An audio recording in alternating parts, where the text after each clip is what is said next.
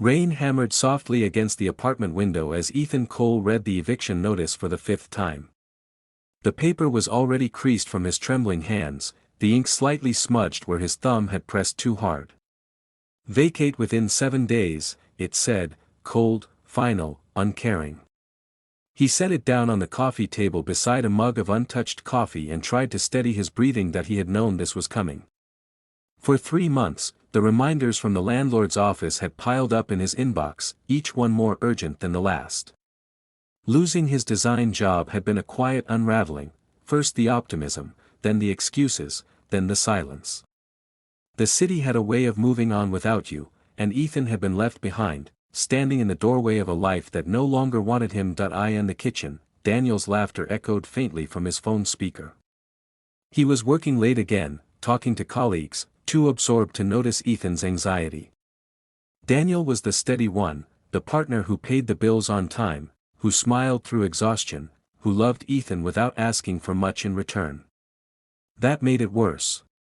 Ethan couldn't tell him the truth. Not yet that he walked to the window and watched the drizzle blur the lights of the street below. The world outside looked softer, distant, as if it belonged to someone else. His reflection stared back, unshaven, tired, defeated. The sound of Daniel's voice from the other room, warm, distracted, reassuring, only deepened the ache in his chest.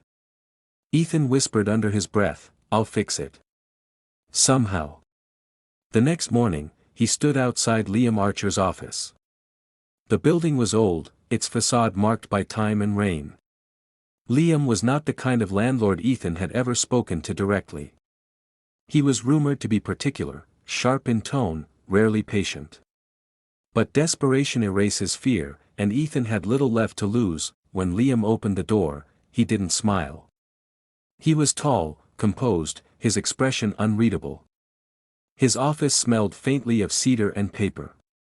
Ethan explained everything, his job loss, his promise to catch up soon, his willingness to do anything to stay. Liam listened without interruption, his gaze unwavering, fingers steepled as if weighing something unseen. "I don't usually make exceptions," Liam said finally, his voice calm, deliberate. "Business is business." "I understand," Ethan replied quickly. "But if there's anything, any work, cleaning, maintenance, I can do," Liam tilted his head slightly, studying him. "Work, A pause stretched between them, heavy with implication. "There might be something," he said at last. "Something, less conventional." Ethan frowned. "Less conventional?" Liam leaned back, eyes steady. "You said you'd do anything. I'm holding you to that." The words hung in the air like a challenge.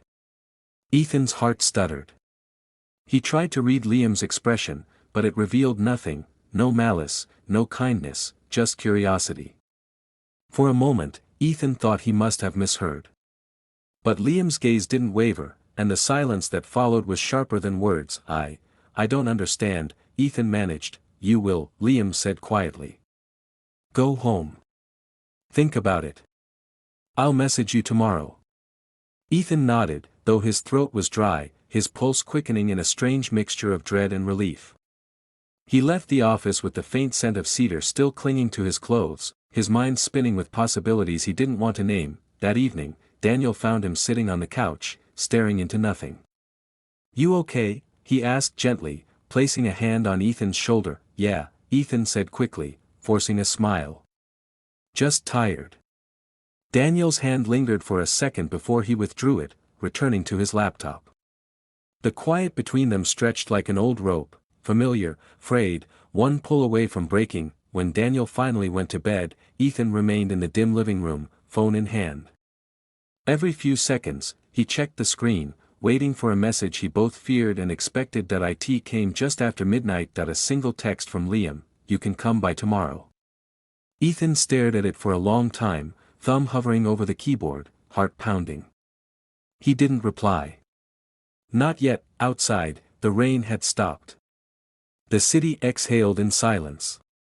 Ethan leaned back on the couch, closing his eyes, telling himself this was only temporary, a way to survive. But even as he whispered that lie, something deep inside him already knew it wasn't true. Tomorrow, everything would change. Ethan stood outside Liam's apartment, the faint hum of city traffic dissolving into the night air. The message had been brief, come at 7, but it had replayed in his mind all day, each repetition tightening the knot in his chest. He checked the time again, 7:02, and finally knocked. The door opened almost immediately. Liam appeared in a dark shirt, sleeves rolled up, hair slightly disheveled as if he hadn't bothered to perfect his usual poise. "You're on time," he said, stepping aside. "That's a good start." The apartment was larger than Ethan expected, muted colors, clean lines, no clutter. Every surface seemed deliberate, like the room itself had been edited for effect. Liam gestured toward a low table where 2 glasses of wine waited. "You look nervous," he said. "I didn't know what to expect," Ethan admitted, voice low. "Neither did I," Liam replied, settling across from him. "But here we are." They talked at first about nothing important, the rent, the weather, Ethan's old job. Liam's tone softened gradually, shifting from authority to curiosity. He asked questions not to fill silence but to study its texture, as though every answer revealed something he could use. Ethan found himself talking more than he intended, about the layoff, about Daniel's long hours, about how the apartment no longer felt like home. Liam listened, fingers tracing the rim of his glass. "You know," he said finally, "people always think desperation makes them weak. But sometimes, it just makes them honest." Ethan met his gaze, uncertain. Honest about what? What they need. The word settled in the air between them, weighted and deliberate. Ethan looked down, realizing his hands were trembling. Liam noticed. Without a word, he reached across the table and stilled them, his touch light but decisive. Ethan didn't pull away. The room seemed smaller suddenly, the air thicker. "I'm not asking for anything you don't want to give," Liam said softly. "But if you stay, we keep this, between us." Ethan swallowed hard. "And the rent?" "Handled," Liam said, a faint smile flickering at the corner of his mouth. "Consider it an arrangement." It wasn't love. It wasn't even affection. It was something more complicated, a collision of loneliness, power, and quiet need. When Ethan left that night, the agreement was unspoken yet absolute. He had traded certainty for survival, honesty for shelter. Days turned into a rhythm. Liam would message late, "Come by." Ethan always went. The encounters were measured, restrained, almost businesslike, but beneath that restraint lingered a dangerous tenderness neither acknowledged. In daylight, Ethan returned to Daniel as if nothing had changed. He made breakfast, asked about work, laughed when he needed to. Daniel didn't question the sudden calm in him, the faint smell of cologne that wasn't his own, but guilt has a way of surfacing in quiet moments. Ethan found himself watching Daniel more closely, how he frowned when reading, how he muttered softly in his sleep. Each small detail felt like a memory he was already losing. The apartment that once felt cold now felt like evidence. One evening, Daniel placed a hand on Ethan's back. "You've been distant lately. Everything okay?" Ethan forced a smile. "Yeah. Just tired. Still thinking about work." Daniel nodded but didn't seem convinced. His silence that night was different, watchful, patient, the kind that waits for truth to emerge on its own. Ethan lay awake beside him, staring at the ceiling, feeling Liam's invisible shadow stretch between them. At Liam's, things changed subtly. The man who had seemed so composed began to show cracks, long pauses in conversation, unguarded remarks about his failed marriage, a certain melancholy in his smile. Ethan listened, unsure when pity had begun to mingle with desire. Their connection blurred from transaction to confession, from convenience to something dangerously human. One night, after a long silence, Liam said quietly, "You remind me what it feels like to be wanted." Ethan didn't answer. Words would have made it real. He simply looked at him, and in that gaze lingered everything neither dared admit, that this was no longer about rent or debt. It had become need. When Ethan got home that night, Daniel was waiting on the couch, phone in hand. His eyes lifted briefly, calm but sharp. "Who's Liam?" he asked. The question landed like a blade. For an instant, Ethan considered telling the truth. Then instinct took over. "My landlord," he said evenly. "He's just been flexible about payment." Daniel nodded slowly, but his expression didn't soften. "Right." He said nothing more. He didn't need to. Ethan retreated to the bedroom, pulse racing, a chill crawling up his spine. For the first time, the silence didn't feel safe. It felt like a warning that he sat on the edge of the bed, staring at his reflection in the mirror, the same tired eyes, the same fear pretending to be strength. The rent was paid. The roof was still over his head, but something far more fragile had already begun to crumble. The days after that night blurred together, yet the memory refused to fade. I went about my routines, classes, work, messages with friends, but Daniel was always there in the back of my mind. Every quiet moment became an invitation to replay what had happened, to relive the way his voice dipped when he whispered, "Stay." That I told myself distance was the only answer. If I avoided Liam's house, avoided Daniel, maybe the feelings would dull, and the guilt would finally loosen its grip. For 2 weeks I managed it, offering excuses whenever Liam suggested hanging out, claiming deadlines or family obligations. He didn't question it much, though a faint flicker of disappointment crossed his face each time. That disappointment cut deeper than I expected, but temptation has a way of finding cracks. One evening, my phone buzzed with a message I shouldn't have opened. Daniel's name lit the screen. "You've been quiet. Are you avoiding me?" I stared at it for a long time, every instinct urging me to delete it, to pretend I hadn't seen it. Yet my fingers betrayed me. "I thought it was better this way," I typed, then quickly added, "for everyone." His reply came fast. "Then why did you answer?" I had no response. He was right, of course. If I truly wanted to cut ties, I wouldn't have replied at all.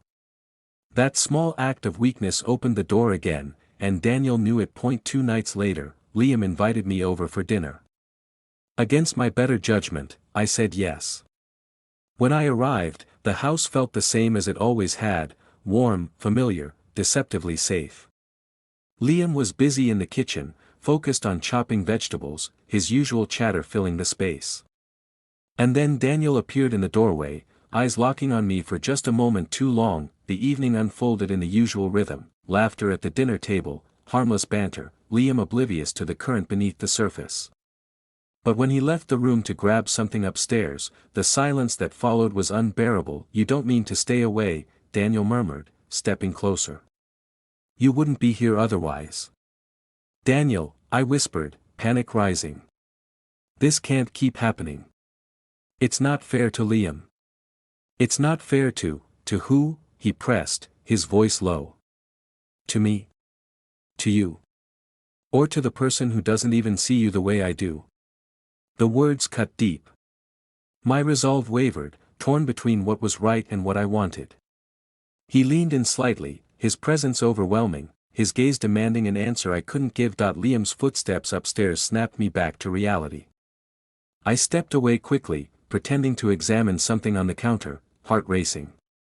When Liam returned, he found us as he'd left us, 2 people sharing the same space, nothing more, but everything had changed again. That night, I stayed later than I should have. Liam eventually yawned his way to bed, leaving Daniel and me alone in the living room. The silence stretched, heavy and charged. Daniel reached for my hand once more, his touch familiar now, dangerous and magnetic. "You don't have to be afraid," he whispered. "I'm terrified," I admitted, surprising myself with the honesty that he didn't let go. "Good.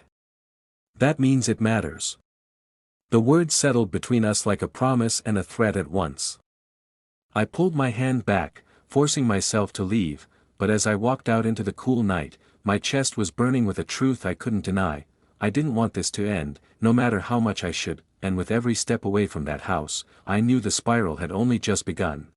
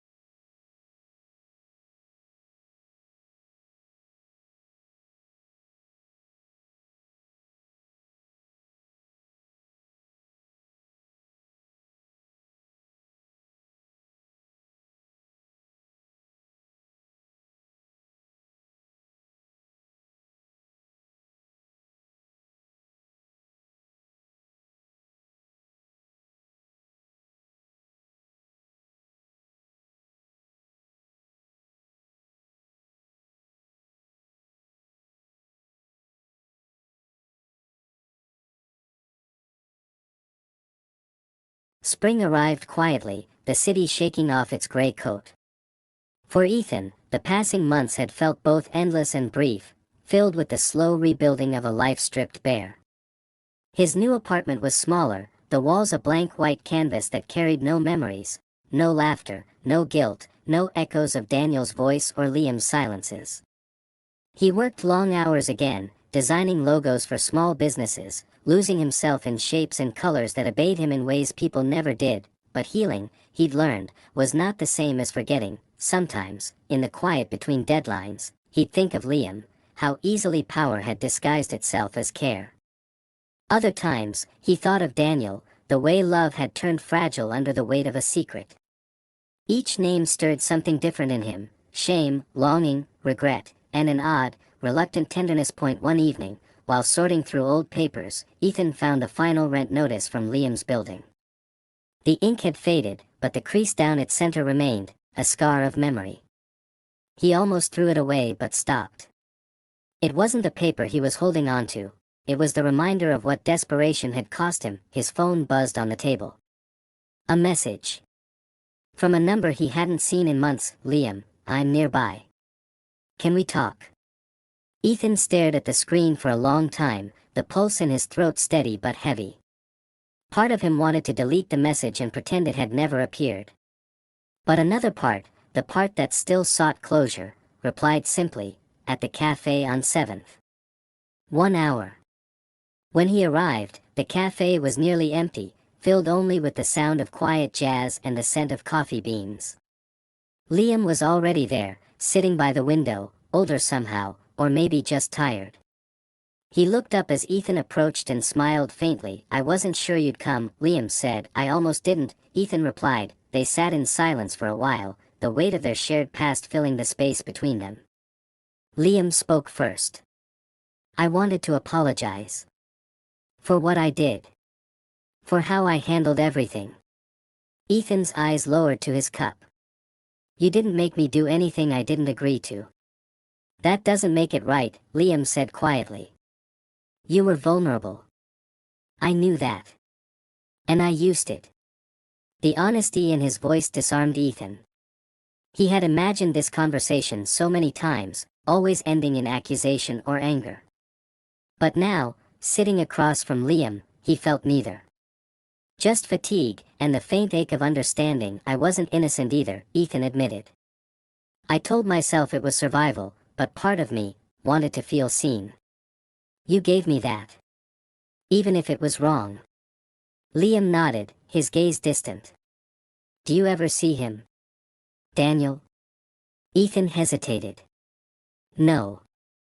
I heard he moved to another city. New job, new place. He deserves that." Liam leaned back, exhaling slowly. "You both do." They spoke for a little longer, not as confessor and accused, but as two men trying to make sense of the wreckage they had built together. When they finally stood to leave, Liam extended a hand. Ethan shook it, firm but brief. No forgiveness was asked for or given, only acknowledgement. Outside, the air was cool and alive. The city lights shimmered against the wet pavement. Ethan walked without direction, letting the night unfold around him. For the first time, he felt no invisible tether pulling him backward. When he reached home, he sat by the window, laptop open but untouched. He began typing, not for work, but for himself. A story. Not about Liam or Daniel, not directly. But about choice, and consequence, and the quiet kind of love that comes after ruin. The words came slowly, but they came. With each sentence, something inside him softened, as though language itself was stitching together what had been torn. That he wrote until the city outside blurred into dawn. Then, leaning back, he read the final line aloud. "Some debts are paid not in money, but in truth." The phrase lingered in the still air, simple but complete. Ethan closed the laptop and smiled faintly.